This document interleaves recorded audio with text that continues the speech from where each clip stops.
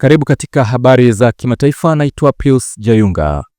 Vatikani imesema Papa Francis alikufa kwa ugonjwa wa kiharusi ambacho kilimweka katika hali ya kukosa fahamu na kusababisha kushindwa kwa moyo. Kifo hicho kimethibitishwa siku ya Jumatatu na Dr. Andrea Alcangel, mkuu wa idara ya afya ya Vatican.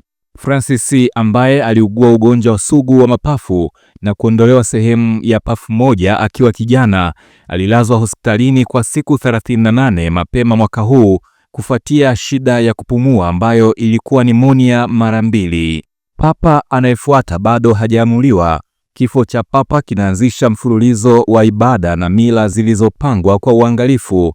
Makardinali wanaostahiki hatimaye watampigia kura mrithi wa Papa katika mchakato unaojulikana kama conclave.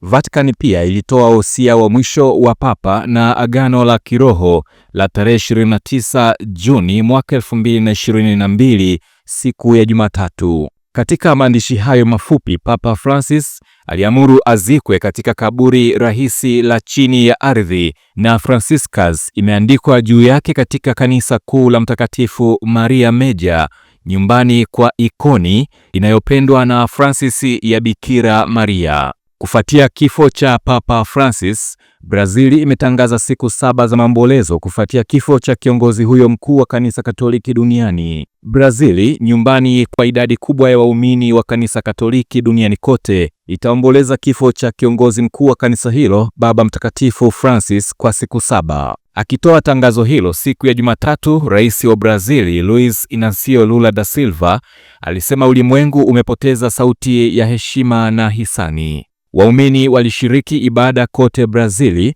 kumwombea Papa Francis aliyefariki dunia mapema Jumatatu katika makao makuu ya kanisa Katoliki mjini Vatican akiwa na umri wa miaka 88. Mujibu wa ripoti ya Vatican ya mwezi Machi, Brazili, nchi ya wakazi milioni 182, ndiyo yenye idadi kubwa ya Wakatoliki duniani kote. Takwimu zinaonyesha kiasi watu bilioni 1.4 ni sehemu ya kanisa Katoliki duniani.